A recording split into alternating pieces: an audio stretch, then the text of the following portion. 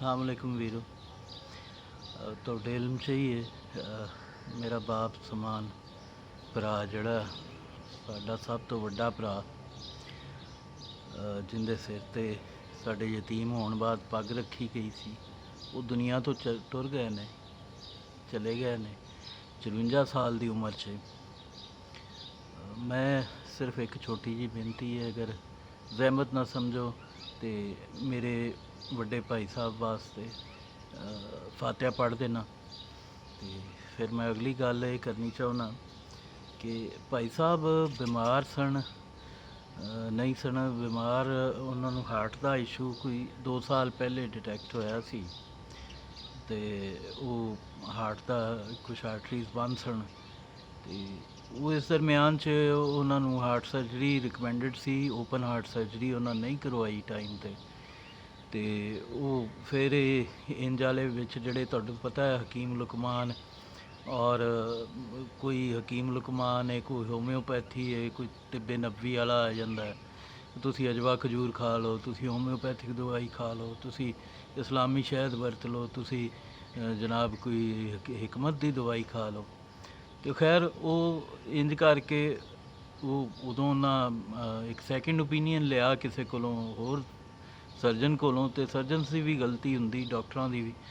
ਉਹ ਜਿਹੜਾ second opinion ਲਿਆ ਉਹਨੇ ਕਿਹਾ ਜੀ ਹਾਲੇ ਤੁਹਾਡੇ ਕੋਲ ਟਾਈਮ ਹੈ।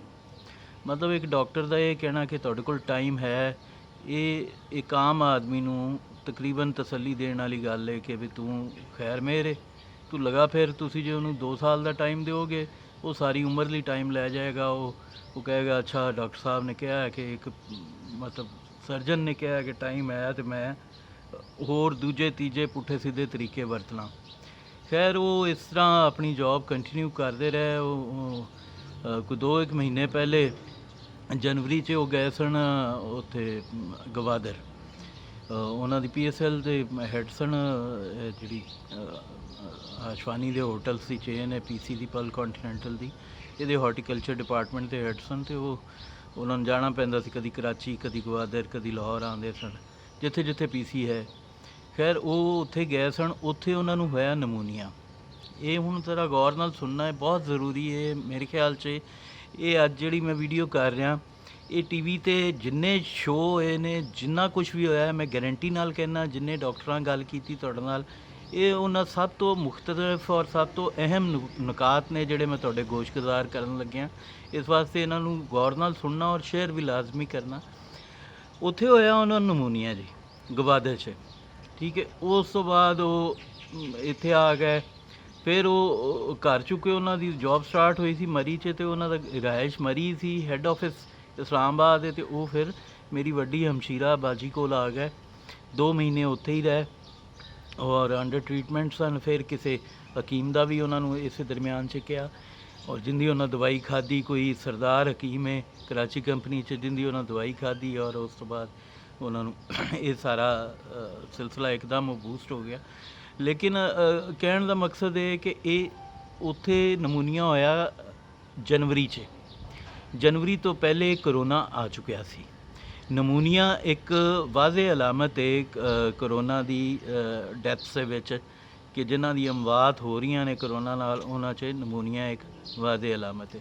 ਅੱਛਾ, ਉਸ ਤੋਂ ਬਾਅਦ ਉਹ ਨਮੂਨੀਆ ਤੋਂ ਕੁਛ ਰਿਕਵਰ ਹੋਏ, ਲੇਕਿਨ ਉਹ ਟੈਸਟ ਮੁਕੰਮਲ ਨਹੀਂ ਇਸ ਤਰ੍ਹਾਂ ਦੇ ਹੋਏ ਕਿ ਉਹ 2 ਮਹੀਨੇ 'ਚ ਇਹ ਨਹੀਂ ਪਤਾ ਚੱਲਿਆ ਕਿ ਉਹਨਾਂ ਦੇ ਫੇਫੜਿਆਂ 'ਚ ਪਾਣੀ ਆਉਣਾ ਸ਼ੁਰੂ ਹੋ ਗਿਆ। ਇਸ ਤਰ੍ਹਾਂ ਦਾ ਕੋਈ ਕੈਟ ਸਕੈਨ ਵਗੈਰਾ ਮੇਰੇ ਖਿਆਲ 'ਚ ਨਹੀਂ ਹੋਇਆ ਹੋਣਾ।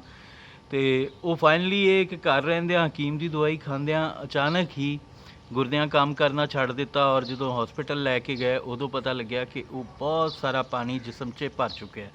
ਇਹ ਦੂਸਰੀ ਨਿਸ਼ਾਨੀ ਹੈ ਕਰੋਨਾ ਦੀ ਵਜ੍ਹਾ ਤੋਂ ਕਾਜ਼ ਆਫ ਡੈਥ ਦੀ। ਅੱਛਾ, ਤੀਸਰੀ ਨਿਸ਼ਾਨੀ ਇਹ ਸੀ ਕਿ ਉਹਨਾਂ ਦਾ ਹਾਰਟ ਜਿਹੜਾ ਉਹ 20% ਕੰਮ ਕਰਦਾ ਸੀ, ਉਹ ਫਾਈਨਲੀ ਬੰਦ ਹੋ ਗਿਆ।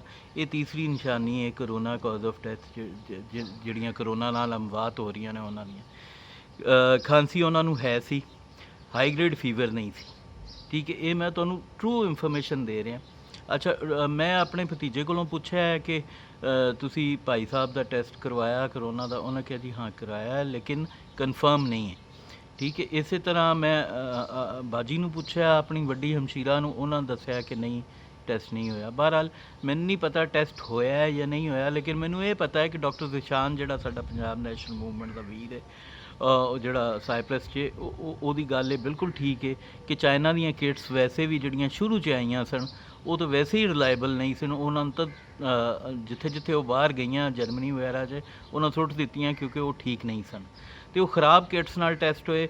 ਬਾਕੀ ਵੀ ਜਿਹੜੇ 75% ਟੈਸਟ ਹੁੰਦੇ ਨੇ ਸਹੀ ਕਿਟਸ ਨਾਲ ਵੀ, ਉਹ ਵੀ 75% ਦਰੁਸਤ ਹੁੰਦੇ ਨੇ, 25% ਮਾਰਜਨ ਆਫ ਐਰਰ ਉਹਨਾਂ 'ਚ ਵੀ ਹੁੰਦਾ।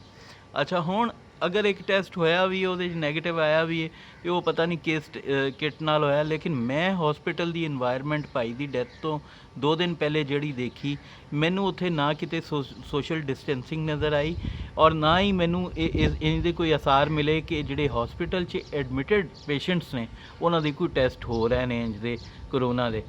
ਦੇਖੋ ਹੁਣ ਜਦੋਂ ਤੁਸੀਂ ਟੈਸਟ ਹੋਸਪਿਟਲ 'ਚ ਐਡਮਿਟ ਲੋਕਾਂ ਦੇ ਵੀ ਨਹੀਂ ਕਰ ਰਹੇ ਔਰ ਜਿਹੜੇ ਇੰਟੈਂਸਿਵ ਕੇਅਰ 'ਚ ਨੇ, ਅਤੇ ਫਿਰ ਤੁਹਾਨੂੰ ਕਿਵੇਂ ਪਤਾ ਲੱਗੇਗਾ ਕਿ ਇਹ ਬੰਦਾ ਕਰੋਨਾ ਨਾਲ ਮਰਿਆ ਜਾਂ ਉਂਝ ਮਰਿਆ।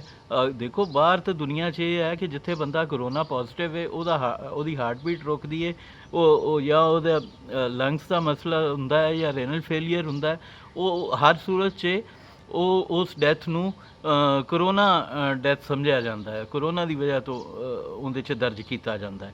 ਇੱਥੇ ਜਿਹੜੀ ਸ਼ਰਅ ਅਮਵਾਤ ਹੈ ਸਾਡੀ ਰਿਆਸਤ, ਆਈ ਐਮ ਅਫਰੇਡ ਕਿ ਇਹ ਬਹੁਤ ਵੱਡੇ ਪੈਮਾਨੇ 'ਤੇ ਸ਼ਰਅ ਅਮਵਾਤ ਛੁਪਾਈ ਜਾ ਰਹੀ ਹੈ ਔਰ ਬਾਏ ਡਿਜ਼ਾਈਨ ਇਹ ਕੰਮ ਕੀਤਾ ਜਾ ਰਿਹਾ, ਜਾਣ ਬੁੱਝ ਕੇ ਕੀਤਾ ਜਾ ਰਿਹਾ।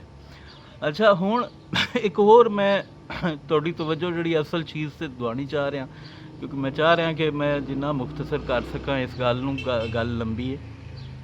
ਹੁਣ ਜਿਹੜੀ ਅਹਿਮ ਚੀਜ਼ ਹੈ ਕਿ ਜਦੋਂ ਲੋਕਡਾਊਨ ਸਟਾਰਟ ਹੋਏ ਅਤੇ ਸਾਡਾ ਦੁਨੀਆ ਪੂਰੀ 'ਚ ਸਟਾਰਟ ਹੋਇਆ, ਸਾਡਾ ਲੋਕਡਾਊਨ ਫਲੋਪ ਕਿਉਂ ਆਇਆ? ਦੇਖੋ, ਜਦੋਂ ਵੀ ਕੋਈ ਤੁਸੀਂ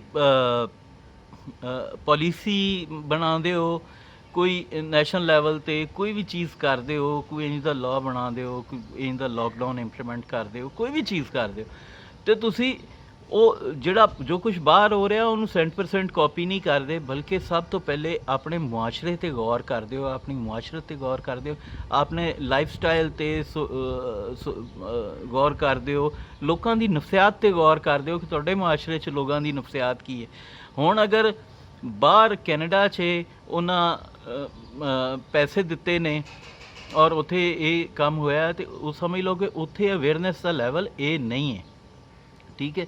ਉੱਥੇ ਲੋਕ ਬਾਸ਼ਊਰ ਨੇ, ਪੜ੍ਹੇ ਲਿਖੇ ਨੇ, ਅਵੇਅਰਨੈਸ ਲੈਵਲ ਬਹੁਤ ਜ਼ਿਆਦਾ ਹੈ, ਅਖਲਾਕੀ ਕਦਰਾਂ ਉੱਥੇ ਬਿਹਤਰ ਨੇ, ਸਾਡੇ ਜੀ ਜਹਾਲਤ ਨਹੀਂ ਹੈ ਉੱਥੇ ਕੋਈ ਦੂਸਰੀ ਤੀਸਰੀ ਜ਼ੁਬਾਨ ਇੰਪੋਜ਼ ਕਰਕੇ ਕੌਮ ਨੂੰ ਜਾਹਿਲ ਨਹੀਂ ਰੱਖਿਆ ਗਿਆ ਹੋਇਆ, ਅਵੇਅਰਨੈਸ ਲੈਵਲ ਹੈ, ਹਰ ਚੀਜ਼ ਬਿਹਤਰ ਹੈ ਉੱਥੇ, ਠੀਕ ਹੈ। ਸੋ ਉੱਥੇ ਅਗਰ ਪੈਸੇ ਦਿੱਤੇ ਵੀ ਜਾਂਦੇ ਨੇ ਸੋ ਉਹ ਠੀਕ ਹੈ, ਉਹ ਉਹਨਾਂ ਦਾ ਮਸਲਾ ਹੈ। ਦੂਸਰੀ ਗੱਲ ਇਹ ਹੈ ਕਿ ਅਗਰ ਕੈਨੇਡਾ ਨੇ ਪੈਸੇ ਦਿੱਤੇ ਨੇ ਅਤੇ ਉਹ ਵੀ ਮਤਲਬ ਪ੍ਰਾਇਮਰੀ ਚੀਜ਼ ਹੈ ਕਿ ਉਹ ਵੀ ਗਲਤ ਹੈ, ਠੀਕ ਹੈ, ਲੇਕਿਨ ਉਹਨਾਂ ਦੇ ਮੁਆਸ਼ਰੇ ਦੇ ਮੁਤਾਬਕ ਉਹ ਬਿਹਤਰ ਸਮਝਦੇ ਨੇ ਆਪਣੀ ਮੁਆਸ਼ਰਤ ਨੂੰ, ਸੋ ਅਸੀਂ ਉਹਨਾਂ ਦੇ ਉੱਤੇ ਕਮੈਂਟ ਨਹੀਂ ਕਰ ਸਕਦੇ ਕਿ ਉਹ ਕਿਸ ਹੱਦ ਤੱਕ ਗਲਤ ਹੈ।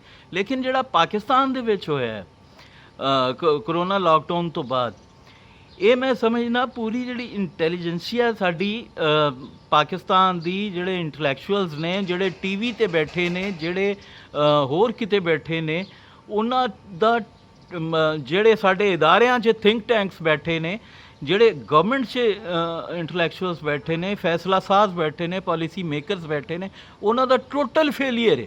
ਉਹਨਾਂ ਦੇ ਸਿਰ 'ਚ ਦਿਮਾਗ ਨਾਂ ਦੀ ਸ਼ੈ ਹੀ ਕੋਈ ਨਹੀਂ ਔਰ ਕਾਮਨ ਸੈਂਸ ਤੋਂ ਆ ਰਹੀ ਲੋਕ ਨੇ। ਦੇਖੋ, ਪੈਸੇ ਦੇਣਾ ਮਤਲਬ ਇਹ ਵੇ ਕਿ ਤੁਸੀਂ ਲੋਕਾਂ ਨੂੰ ਇਨਕਰੇਜ ਕਰ ਰਹੇ ਹੋ ਕਿ ਜਾਓ, ਇਹ 12,000 ਤੁਹਾਡੇ ਕੋਲ ਆ ਗਿਆ, ਹੁਣ ਜਾ ਕੇ ਸ਼ਾਪਿੰਗ ਕਰੋ, ਦੁਕਾਨਾਂ 'ਤੇ ਜਾਓ, ਮੁਖਤਲਿਫ ਦੁਕਾਨਾਂ 'ਤੇ ਜਾਓ। ਤੁਸੀਂ ਆਪਣੇ ਮੁਆਸ਼ਰੇ ਦੇ ਤਬਕਾਤ ਦੇ ਉੱਤੇ ਤੁਹਾਡੀ ਸਟੱਡੀ ਕੋਈ ਨਹੀਂ, ਤੁਸੀਂ TV 'ਤੇ ਬੈਠੇ ਹੋ। ਬਦਕਿਸਮਤੀ ਸਾਡੀ, ਇਹ ਰਿਪੋਰਟ ਕਾਰਡ ਜੀਓ 'ਤੇ ਚੱਲ ਰਿਹਾ ਹੈ, ਸਾਫੀ, ਉਹ ਅੱਗੇ ਪਿੱਛੇ ਹੋਰ ਤਰ੍ਹਾਂ ਦੇ ਐਕਸਪਰਟਸ, ਡਾਕਟਰਸ, ਮੈਂ ਕਿਸੇ ਦੇ ਮੂੰਹੋਂ ਇਹ ਗੱਲ ਨਹੀਂ ਸੁਣੀ, ਕਿਸੇ ਇੱਕ ਸਿੰਗਲ ਆਦਮੀ ਦੇ ਮੂੰਹ ਇਹ ਗੱਲ ਨਹੀਂ ਸੁਣੀ ਕਿ ਪੈਸੇ ਦੇਣਾ ਗਲਤ ਹੈ, ਤੁਹਾਨੂੰ ਪੈਸੇ ਦੇਣ ਦੀ ਬਜਾਏ ਖਾਣ ਪੀਣ ਦੀਆਂ ਅਸ਼ੀਆ ਘਰਾਂ 'ਚ ਪਹੁੰਚਾ ਦੇਣੀਆਂ ਚਾਹੀਦੀਆਂ ਸੀ। ਦੇਖੋ, ਇਹ ਇੱਕ ਕ੍ਰਾਈਸਿਸ ਦਾ ਟਾਈਮ ਹੈ। ਕ੍ਰਾਈਸਿਸ ਦੇ ਵਿੱਚ ਇਹ ਨਹੀਂ ਵੇਖਿਆ ਜਾਂਦਾ ਕਿ ਤੁਸੀਂ ਮੌਜ ਕਿੰਨੀ ਕਰਵਾਉਣੀ, ਇਹ ਤਾਂ ਤੁਸੀਂ ਗਰੀਬਾਂ ਨੂੰ ਤਾਂ ਕਰਵਾਈ ਮੌਜ, ਠੀਕ ਹੈ। ਜਿਨ੍ਹਾਂ ਕੋਲ ਉਹ ਪੈਸੇ ਪਹੁੰਚ ਗਏ ਨੇ, ਜਿਨ੍ਹਾਂ ਕੋਲ ਨਹੀਂ ਪਹੁੰਚੇ ਉਹਨਾਂ ਦੀ ਤਾਂ ਖੈਰ ਅੱਲਾ ਹਾਫਿਜ਼। ਜਿਨ੍ਹਾਂ ਕੋ ਪਹੁੰਚ ਗਏ ਨੇ ਉਹਨਾਂ ਦੀ ਤਾਂ ਕਰਾਈ ਮੌਜ। ਅੱਛਾ, ਹੁਣ ਤੁਹਾਨੂੰ ਪਤਾ ਹੈ ਤੁਸੀਂ ਕਦੀ ਕਿਸੇ ਲੋਅਰ ਮਿਡਲ ਕਲਾਸ ਦੇ ਜਿਹੜੇ ਹੱਟੀਆਂ ਹੁੰਦੀਆਂ ਨੇ, ਜਨਰਲ ਸਟੋਰ ਹੁੰਦੇ ਨੇ, ਛੋਟੇ ਕਰਿਆਨਿਆਂ ਦੀਆਂ ਦੁਕਾਨਾਂ, ਕਦੀ ਉਹਨਾਂ 'ਤੇ ਜਾ ਕੇ ਸ਼ਾਪਿੰਗ ਕੀਤੀ? ਕਦੀ ਤੁਹਾਨੂੰ ਪਤਾ ਹੈ ਕਿ ਉੱਥੇ ਆ ਕੇ ਜਿਹੜਾ ਲੇਬਰ ਦਿਹਾੜੀਦਾਰ ਆ ਕੇ ਸ਼ਾਪਿੰਗ ਕਰਦਾ ਉਹ ਕੀ ਕਰਦਾ? ਉਹ ਕੀ ਕਰਦਾ ਹੈ? 2 ਕੇਕ ਰਸ, ਇੱਕ ਮੈਲਬਰਨ ਦੀ ਡੱਬੀ ਸਿਗਰਟਾਂ ਦੀ, ਠੀਕ ਹੈ, 6-7 ਰਸ, ਕਿਲੋ ਆਟਾ, ਇਹ ਲੈ ਕੇ ਉਹ ਘਰ ਚਲਾ ਜਾਂਦਾ। ਤੁਹਾਡੇ ਉੱਲੂ ਦੇ ਕੀ ਕਹਾਂ ਕਿ ਉੱਲੂ ਦੇ ਪੱਠੇ ਜਿਹੜੇ ਮਾਹਿਰੀਨ ਓਵਰਆਲ ਹਰ ਕਿਸੇ ਨੂੰ ਮੈਂ ਕਹਿ ਰਿਹਾ ਜਿਹੜਾ TV 'ਤੇ ਬੈਠਾ ਹੈ, ਚਾਹੇ ਉਹ ਸਾਫੀ ਹੈ, ਚਾਹੇ ਉਹ ਗਵਰਨਮੈਂਟ ਦਾ ਨੁਮਾਇੰਦਾ ਹੈ, ਚਾਹੇ ਉਹ ਕਿਸੇ ਥਿੰਕ ਟੈਂਕ ਦਾ ਹਿੱਸਾ ਹੈ, ਉਹਨੂੰ ਕਿਸੇ ਨੂੰ ਆਈਡੀਆ ਨਹੀਂ ਹੈ ਕਿ ਸਾਡਾ ਜਿਹੜਾ ਗਰੀਬ ਹੈ ਉਹ ਤਾਂ ਦਿਹਾੜੀਦਾਰ ਹੈ, ਉਹਨੇ ਤਾਂ ਕਦੀ ਜ਼ਿੰਦਗੀ 'ਚ, ਸਾਰੀ ਜ਼ਿੰਦਗੀ 'ਚ ਮਹੀਨੇ ਦਾ ਰਾਸ਼ਨ ਖਰੀਦਿਆ ਹੀ ਨਹੀਂ ਇਕੱਠਾ। ਉਹਦੀ ਤਰਬੀਅਤ 'ਚ ਉਹ ਸ਼ਾਮਿਲ ਹੀ ਨਹੀਂ ਚੀਜ਼ ਕਿ ਮਹੀਨੇ ਦਾ ਰਾਸ਼ਨ ਮੈਂ ਇਕੱਠਾ ਖਰੀਦਣਾ ਹੈ। ਨਾ ਉਹ ਇੰਨਾ ਕੌਮੀ ਸ਼ਊਰ ਸਾਡੇ 'ਚ ਮੌਜੂਦ ਹੈ ਕਿ ਉਹ ਮਹੀਨੇ ਦਾ ਰਾਸ਼ਨ ਇਸ ਡਰ ਤੋਂ ਇਕੱਠਾ ਖਰੀਦ ਕੇ ਬਹਿ ਜਾਏ।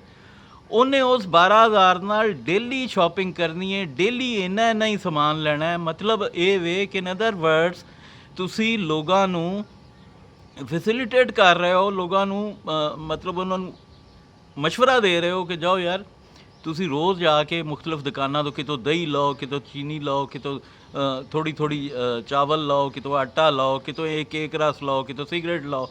ਤੋ ਲੋਕਡਾਊਨ ਨਾਕਾਮ ਹੀ ਇਸ ਵਜ੍ਹਾ ਤੋਂ ਹੈ। ਸਾਡਾ ਲੋਕਡਾਊਨ ਪਹਿਲੇ ਦਿਨ ਤੋਂ ਨਾਕਾਮ ਹੈ। ਔਰ ਸਿਰਫ ਇਹ ਨਹੀਂ ਕਿ ਵਫਾਕੀ ਹੁਕੂਮਤ ਜਾਂ ਪੰਜਾਬ ਹੁਕੂਮਤ ਦੀ ਗੱਲ ਹੈ ਜਾਂ KPK ਗਵਰਨਮੈਂਟ ਦੀ ਗੱਲ ਹੈ, ਸਿੰਧ ਗਵਰਨਮੈਂਟ ਦੀ ਵੀ ਗੱਲ ਹੈ।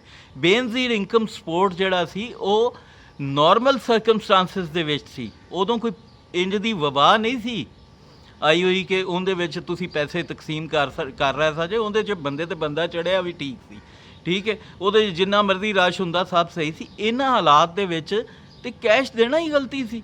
ਤੁਹਾਨੂੰ ਕੈਸ਼ ਦੇਣ ਦੀ ਬਜਾਏ ਡਰਾਈ ਜਿਹੜਾ ਰਾਸ਼ਨ ਹੁੰਦਾ ਹੈ, ਖੁਸ਼ਕ ਰਾਸ਼ਨ, ਉਹ ਦੇਣਾ ਚਾਹੀਦਾ ਸੀ। ਔਰ ਤੁਸੀਂ ਹਰ ਘਰ 'ਚ ਬਿਜਲੀ ਦਾ ਬਿੱਲ ਆਉਂਦਾ, ਤੁਸੀਂ ਬਿਲਾ ਤਫਰੀਕ ਹਰ ਘਰ 'ਚ ਉਹ ਰਾਸ਼ਨ ਦਿੰਦਾ। ਕਿਸੇ ਰੱਖਣਾ ਹੁੰਦਾ ਰੱਖਦਾ, ਕਿਸੇ ਨਾ ਰੱਖਣਾ ਹੁੰਦਾ ਆਪਣੇ ਨੌਕਰਾਂ ਨੂੰ, ਆਪਣੇ ਮੇਟਸ ਨੂੰ ਦੇ ਦਿੰਦਾ, ਆਪਣੇ ਹੱਥੀ ਦੇ ਦਿੰਦਾ। ਉਹ ਇਹ ਜਿਹੜਾ ਤੁਸੀਂ ਤਰੀਕਾ ਕਰ ਰਹੇ ਹੋ ਇਹਦੇ 'ਚ 100% ਬੇਜ਼ਾਬਤੀਆਂ ਦਾ ਇਮਕਾਨ ਹੈ। ਔਰ ਇਹਦਾ ਚੈੱਕ ਹੀ ਕੋਈ ਨਹੀਂ, ਕਿਉਂਕਿ ਤੁਸੀਂ ਕੈਸ਼ ਦੇ ਰਹੇ ਹੋ। ਕੈਸ਼ ਨੂੰ ਕਿੱਥੋਂ ਚੈੱਕ ਕਰੋਗੇ ਕਿ ਉਹ ਸਹੀ ਵਰਤਿਆ ਗਿਆ ਜਾਂ ਨਹੀਂ? ਤੁਹਾਡਾ ਮਕਸਦ ਸੀ ਕਿ ਕਿਸੇ ਵੀ ਗਰੀਬ ਦੀ, ਦਿਹਾੜੀਦਾਰ ਦੀ ਜਾਨ ਨਾ ਚਲੀ ਜਾਏ ਭੁੱਖ ਨਾਲ ਆਮ ਤੌਰ 'ਤੇ ਜਾਨ ਨਹੀਂ ਜਾਂਦੀ, ਇਸ ਵਾਸਤੇ ਕਿ ਉਹ ਕਹਿਤ ਵਾਲੀ ਸਿਚੁਏਸ਼ਨ ਹਾਲੇ ਆਈ ਨਹੀਂ। ਜਦੋਂ ਆਉਂਦੀ ਤਾਂ ਫਿਰ ਜਾਂਦੀਆਂ ਨੇ ਜਾਨਾਂ। ਲੇਕਿਨ ਉਹਦੇ ਵਾਸਤੇ ਤੁਸੀਂ ਅੱਛਾ ਕੀਤਾ ਕਿ ਤੁਸੀਂ ਠੀਕ ਹੈ ਸੋਚਿਆ ਕਿ ਦਿਹਾੜੀਦਾਰ ਨੂੰ ਮਦਦ ਮਿਲਣੀ ਚਾਹੀਦੀ, ਪਰ ਮਦਦ ਕੈਸ਼ 'ਚ ਮਿਲਣੀ ਚਾਹੀਦੀ ਸੀ। ਮਦਦ ਉਹਨੂੰ ਖੁਸ਼ਕ ਮੇਵਾਜਾਤ ਮਿਲਦੇ, ਖੁਸ਼ਕ ਰਾਸ਼ਨ ਮਿਲਦਾ ਔਰ ਜ਼ਰੂਰੀਆਤ ਜ਼ਿੰਦਗੀ ਦੀਆਂ ਬਾਕੀ ਚੀਜ਼ਾਂ ਮਿਲਦੀਆਂ। ਔਰ ਨਾਲ ਅਗਰ ਕੋਈ ਮੈਡੀਕਲ ਦਾ ਇਸ਼ੂ ਹੁੰਦਾ ਤਾਂ ਉਹਦੇ ਵਾਸਤੇ ਤੁਹਾਡੇ ਸਰਕਾਰੀ ਹਸਪੀਟਲਸ ਖੁੱਲ੍ਹੇ ਸਨ, ਉੱਥੇ ਜਾ ਕੇ ਉਹ ਆਪਣਾ ਟਰੀਟਮੈਂਟ ਕਰਾ ਸਕਦਾ ਸੀ, ਠੀਕ ਹੈ। ਜਾਂ ਕੋਈ ਇੰਨੀਆਂ ਲਾਈਫ ਸੇਵਿੰਗ ਡਰੱਗਸ ਵਾਸਤੇ ਤੁਸੀਂ ਪਾਲਿਸੀ ਬਣਾ ਸਕਦੇ, ਕੋਈ ਮੈਕੈਨਿਜ਼ਮ ਬਣ ਸਕਦਾ ਸੀ ਕਿ ਐਟਲੀਸਟ ਜਿੰਨੀ ਦੇਰ ਦਿਨ ਇਹ ਵਬਾ ਹੈ ਉਹਨੇ ਦਿਨ ਤੁਸੀਂ ਸਰਕਾਰੀ ਹਸਪੀਟਲਸ 'ਚ ਲਾਈਫ ਸੇਵਿੰਗ ਡਰੱਗਸ ਜਿਹੜੀਆਂ ਨੇ ਉਹ ਫ੍ਰੀ ਕਰ ਦਿੰਦੇ, ਜਿਵੇਂ ਕਿ ਨਵਾਜ਼ ਸ਼ਰੀਫ ਦੌਰ 'ਚ ਵੈਸੇ ਹੀ ਫ੍ਰੀ ਸਨ, ਸ਼ਹਿਬਾਜ਼ ਸ਼ਰੀਫ ਦੇ ਦੌਰ 'ਚ। ਤਾਂ ਚਲੋ ਤੁਸੀਂ ਇਹ ਕਰ ਦਿੰਦੇ। ਲੇਕਿਨ ਇਹ ਚੀਜ਼ ਕਿ ਕਿਸੇ ਵੀ ਬੰਦੇ ਨੇ, ਇਹ ਜਿਹੜੇ TV 'ਤੇ ਬੈਠੇ ਟਾਈਮ ਖਾਧੀ ਜਾਂਦੇ ਨੇ ਸੁਬਾਹ ਤੋਂ ਸ਼ਾਮ ਤੱਕ, ਕਿਸੇ ਬੰਦੇ ਇਹ ਗੱਲ ਨਹੀਂ ਸੋਚੀ ਕਿ ਇੱਕ ਗਰੀਬ ਹੈ ਜਿਹੜਾ ਉਹਦੀ ਨਫਸਿਆਤ ਕੀ ਹੈ, ਇੱਕ ਦਿਹਾੜੀਦਾਰ ਦੀ ਨਫਸਿਆਤ ਕੀ ਹੈ, ਉਹ ਬਾਇੰਗ ਕਿੰਜ ਕਰਦਾ ਹੈ, ਉਹ ਮੰਥਲੀ ਬਾਇੰਗ ਕਰਦਾ ਹੈ ਜਾਂ ਡੇਲੀ ਬਾਇੰਗ ਕਰਦਾ ਹੈ। ਤੁਸੀਂ ਉਹਨੂੰ ਦਿੰਦੇ ਇਹ ਸਾਰਾ ਸਮਾਨ, ਸਾਰਾ ਰਾਸ਼ਨ ਇੱਕ ਪੈਕੇਜ ਬਣਾ ਕੇ ਦਿੰਦੇ। ਯੂਟਿਲਿਟੀ ਸਟੋਰ ਆਲਰੇਡੀ ਖਰਬਾਂ ਰੁਪਏ ਦੀ ਬਾਇੰਗ ਕਰਦਾ ਹੈ ਚੀਜ਼ਾਂ ਦੀ, ਤੁਸੀਂ ਉਹ ਖਰਬਾਂ ਨੂੰ ਡਬਲ ਕਰ ਲੈਂਦੇ, ਮਲਟੀਪਲਾਈ ਕਰ ਲੈਂਦੇ, ਹੋਰ ਜ਼ਿਆਦਾ ਰਾਸ਼ਨ ਖਰੀਦਦੇ। ਔਰ ਉਹ ਰਾਸ਼ਨ ਬੈਗਸ ਦੇ ਉੱਤੇ ਹਰ ਛੋਟੀ ਤੋਂ ਛੋਟੀ ਚੀਜ਼ ਦੇ ਉੱਤੇ ਇਹ ਕਰੋਨਾ ਦਾ ਸਟਿੱਕਰ ਲਾਉਂਦੇ, ਸਟੈਂਪ ਲਾਉਂਦੇ, ਤਾਂ ਕਿ ਉਹ ਮਿਸਯੂਜ਼ ਵੀ ਨਾ ਹੁੰਦਾ, ਕਿਸੇ ਦੁਕਾਨ 'ਤੇ ਦੁਬਾਰਾ ਜਾ ਕੇ ਸੇਲ ਵੀ ਨਾ ਹੁੰਦਾ। ਜੇ ਸੇਲ ਹੁੰਦਾ ਤਾਂ ਤੁਸੀਂ ਦੁਕਾਨਦਾਰ ਨੂੰ ਫੜਨ ਜੋਗੇ ਹੁੰਦੇ, ਉਹਨੂੰ ਸਜ਼ਾ ਦੇਣ ਜੋਗੇ ਹੁੰਦੇ। ਉਸ ਤੋਂ ਬਾਅਦ ਇਹ ਜਦੋਂ ਘਰਾਂ 'ਚ ਰਾਸ਼ਨ ਪੂਰਾ ਤੁਸੀਂ ਡਿਲੀਵਰ ਕਰ ਦਿੰਦੇ ਤੇ ਫਿਰ ਕੋਈ ਜਵਾਬ ਨਹੀਂ ਸੀ ਕਿਸੇ ਦੇ ਬਾਰ-ਬਾਰ, ਕਿਸੇ ਵੀ ਗਰੀਬ ਦੇ ਬਾਰ-ਬਾਰ, ਕਿਸੇ ਅਮੀਰ ਦੇ ਬਾਰ-ਬਾਰ ਸੜਕਾਂ 'ਤੇ ਨਿਕਲਣ ਦਾ, ਦੁਕਾਨਾਂ 'ਤੇ ਜਾਣ ਦਾ। ਫਿਰ ਤੁਸੀਂ ਚਾਹੇ ਜਿਵੇਂ ਇਟਲੀ 'ਤੇ ਆਰਡਰ ਹੋਇਆ ਸੀ ਕਿ ਜਿੱਥੇ ਵੇਖੋ ਉੱਥੇ ਮਾਰ ਦਿਓ ਜਿਹੜਾ ਬਾਹਰ ਫਿਰਦਾ, ਫਿਰ ਤੁਹਾਡੇ ਕੋਲ ਹਰ ਜਵਾਬ ਸੀ ਸਖਤ ਤੋਂ ਸਖਤ ਲਾਕਡਾਊਨ ਕਰਨ ਦਾ, ਕਰਫਿਊ ਕਰਨ ਦਾ, ਸੋਟੀਆਂ ਮਾਰਨ ਦਾ ਜਿਹੜਾ ਤੁਹਾਨੂੰ ਬਾਹਰ ਮਿਲਦਾ ਉਹਦੀਆਂ ਲੱਤਾਂ ਤੇ ਫਿਰ ਸੋਟੀਆਂ ਮਾਰਦੇ। ਹੁਣ ਇਹ ਕਿ ਇਸ ਲਾਕਡਾਊਨ ਦੇ ਪੂਰੇ ਦੇ ਦੌਰਾਨ ਸਾਡੇ ਇਸ ਮੁਹੱਲੇ 'ਚ ਹੀ ਸਾਡੀ ਸੁਸਾਇਟੀ 'ਚ ਹੀ ਸਾਰਾ ਦਿਨ ਸਾਰੀ ਰਾਤ ਉਹ ਮੁੰਡੇ ਸ਼ਹਿਰੀ ਤਿੱਕਰ ਸਿਗਰਟ ਵਾਲੇ ਪਾਨ ਸ਼ਾਪ ਦੇ ਅੱਗੇ ਬੈਠੇ ਰਹਿੰਦੇ ਨੇ। ਉਹ ਸ਼ਟਰ ਡਾਊਨ ਕਰਕੇ ਉਹ ਪਾਨ ਸ਼ਾਪ ਵਾਲਾ ਵੀ ਉੱਥੇ ਬੈਠਾ ਰਹਿੰਦਾ ਹੈ। ਉਹ ਜਿਹਨੂੰ ਜੋ ਚਾਹੀਦਾ ਹੁੰਦਾ ਉਹ ਥੋੜ੍ਹਾ ਜਿਹਾ ਸ਼ਟਰ ਚੁੱਕਦਾ, ਉਹਦੇ ਵਿੱਚੋਂ ਸਿਗਰਟ ਦਾ ਡੱਬੀ ਕੱਢਦਾ, ਉਹ ਦੇ ਦਿੰਦਾ, ਪਾਨ ਦੇ ਦਿੰਦਾ, ਠੀਕ ਹੈ। ਔਰ ਉਹਨਾਂ ਦੀ ਇੱਕ ਮੌਜ ਬਣੀ ਹੋਈ ਹੈ, ਜਿਵੇਂ ਕੋਈ ਬੜਾ ਨਾ ਤਫਰੀਹ ਵਾਲੇ ਦਿਨ ਜਾਰੀ ਨੇ, ਕੋਈ ਹੌਲੀਡੇਜ਼ ਨੇ, ਸਮਰ ਹੌਲੀਡੇਜ਼ ਨੇ, ਔਰ ਉਹਨੇ ਇੱਕ ਇੰਜੋਇਮੈਂਟ ਜਾਰੀ ਹੈ ਉਹਨਾਂ ਦੀ। ਸੋ ਇਹ ਲਾਕਡਾਊਨ ਦੀ ਟੋਟਲ ਕਹਾਣੀ ਹੈ ਇਸ ਇੰਟਲੈਕਚੁਅਲੀ ਕਰਪਟ ਰਿਆਸਤ ਦੀ। ਇਹ ਰਿਆਸਤ ਪਾਕਿਸਤਾਨ ਦੀ ਜਿੰਦੀ ਸਾਰੀ ਇੰਟੈਲੀਜੈਂਸੀਆ ਜਿਹੜੀ ਉਹ ਕਾਮਨ ਸੈਂਸ ਫਰੀ ਹੈ। ਉਹਦੇ 'ਚ ਇਹ ਨਿੱਕਾ ਜਿਹਾ ਨੁਕਤਾ ਉਹਨਾਂ ਦੇ ਜ਼ਿਹਨ 'ਚ ਨਹੀਂ ਆ ਸਕਿਆ ਕਿ ਅਸੀਂ ਰਾਸ਼ਨ ਦੇ ਰਹੇ ਹਾਂ ਔਰ ਰਾਸ਼ਨ ਨਹੀਂ ਦੇ ਰਹੇ, ਅਸੀਂ ਕੈਸ਼ ਦੇ ਰਹੇ ਹਾਂ, ਔਰ ਇੱਕ ਗਰੀਬ ਜਿਹੜਾ ਹੈ ਉਹਦਾ ਲਾਈਫ ਸਟਾਈਲ ਕੀ ਹੈ, ਉਹਦੀ ਆਦਤ ਕੀ ਨੇ, ਉਹ ਬਾਇੰਗ ਕਿੰਜ ਕਰਦਾ ਹੈ, ਉਹ ਮੰਥਲੀ ਬਾਇੰਗ ਕਰਦਾ ਜਾਂ ਡੇਲੀ ਬਾਇੰਗ ਕਰਦਾ ਹੈ। ਇਹ ਛੋਟਾ ਜਿਹਾ ਨੁਕਤਾ ਅਸੀਂ ਨਹੀਂ ਸੋਚਿਆ ਔਰ ਇਸ ਦੀ ਵਜ੍ਹਾ ਤੋਂ ਸਾਡੇ ਇੱਥੇ ਲਾਕਡਾਊਨ ਜਿਹੜਾ ਹੈ ਉਹ ਫਲੋਪ ਹੋ ਗਿਆ। ਔਰ ਲਾਹੌਰ 'ਚ ਹੁਣ ਇੱਕ ਆਮ ਅੰਦਾਜ਼ਾ ਇਹ ਹੈ ਕਿ ਹਰ ਦੂਸਰਾ ਬੰਦਾ ਕਰੋਨਾ ਪੋਜ਼ੀਟਿਵ ਹੈ। ਰੱਬ ਰਹਿਮ ਕਰੇ ਸਾਡੇ ਹਾਲ 'ਤੇ। ਬਹਰਹਾਲ ਮੈਨੂੰ ਨਹੀਂ ਪਤਾ ਕਿ ਹੌਸਪੀਟਲਸ 'ਚ ਐਡਮਿਟ ਲੋਕ ਜਿਹੜੇ ਨੇ ਉਹਨਾਂ ਦੇ ਵੀ ਟੈਸਟ ਕਰ ਰਹੇ ਨੇ ਜਾਂ ਨਹੀਂ, ਔਰ ਇਹ ਬਾਈ ਡਿਜ਼ਾਈਨ ਕੀਤਾ ਜਾ ਰਿਹਾ ਹੈ। ਇਹ ਇੱਕ ਕ੍ਰਿਮੀਨਲ ਨੈਗਲੀਜੈਂਸ ਹੈ ਜਿਹੜੀ ਕਿ ਕੀਤੀ ਜਾ ਰਹੀ ਹੈ। ਔਰ ਉਹ ਜਿਹੜੇ ਆਪੋਜੀਸ਼ਨ ਵਾਲੇ ਨੇ ਉਹਨਾਂ ਦੇ ਜ਼ਿਹਨ ਵੀ ਇੰਨੇ ਜੋਗੇ ਨਹੀਂ ਨੇ ਕਿ ਇੱਕ ਇਹ ਨੁਕਤਾ ਆਮ ਜਿਹਾ ਨੁਕਤਾ ਜਿਹੜਾ ਹੈ ਇਹਨੂੰ ਜ਼ਿਹਨ 'ਚ ਲੈ ਆਉਂਦੇ ਕਿ ਯਾਰ ਕੈਸ਼ ਦੇ ਕੇ ਤੇ ਅਸੀਂ ਲੋਕਾਂ ਨੂੰ ਮਤਲਬ ਇਸ ਪਾਸੇ ਰਾਗਿਬ ਕਰ ਰਹੇ ਹਾਂ, ਇਸ ਪਾਸੇ ਮਜਬੂਰ ਕਰ ਰਹੇ ਹਾਂ ਕਿ ਜਾਓ ਹੁਣ ਤੁਸੀਂ ਆਜ਼ਾਦ ਹੋ, ਤੁਸੀਂ 30 ਦਾ ਸੌਦਾ ਲਓ, 12,000 ਵਿੱਚੋਂ ਤੁਸੀਂ 100 ਦਾ ਸੌਦਾ ਲਓ, ਡੇਲੀ ਲਓ, ਘੰਟੇ ਬਾਅਦ ਮਾਰਕੀਟ ਜਾਓ ਜਾਂ 2 ਘੰਟੇ ਬਾਅਦ ਜਾਓ, ਤੁਸੀਂ ਘਰ ਨਹੀਂ ਜਾਣਾ। ਅਗਰ ਤੁਸੀਂ ਸੌਦਾ ਦਿੱਤਾ ਹੁੰਦਾ, ਡਿਲੀਵਰ ਕੀਤਾ ਹੁੰਦਾ ਟਰੱਕਾਂ ਦੇ ਜ਼ਰੀਏ ਘਰਾਂ 'ਚ, ਜਿਵੇਂ ਬਿਜਲੀ ਦੇ ਬਿੱਲ ਡਿਲੀਵਰ ਹੁੰਦੇ ਨੇ ਉਸੇ ਤਰ੍ਹਾਂ ਇੱਕ ਪੂਰਾ ਰਾਸ਼ਨ ਬੈਗ ਬਣਾ ਕੇ ਤੁਸੀਂ ਇਹਨਾਂ ਆਬਾਦੀਆਂ 'ਚ ਡਿਲੀਵਰ ਕਰਦੇ ਔਰ ਉਸ ਤੋਂ ਬਾਅਦ ਉੱਥੇ ਸਖਤ ਤਰੀਨ ਕਰਫਿਊ ਨਾਫਜ਼ ਕਰਦੇ ਤੇ ਉਹ ਜਸਟੀਫਾਈਡ ਹੁੰਦਾ ਔਰ ਉਹ ਵਾਕਈ ਲਾਕਡਾਊਨ ਦਾ ਉਹਦਾ ਕੋਈ ਫਾਇਦਾ ਹੁੰਦਾ। ਰੱਬ ਰਾਖਾ ਜੀ, ਆਪਣਾ ਖਿਆਲ ਰੱਖਣਾ।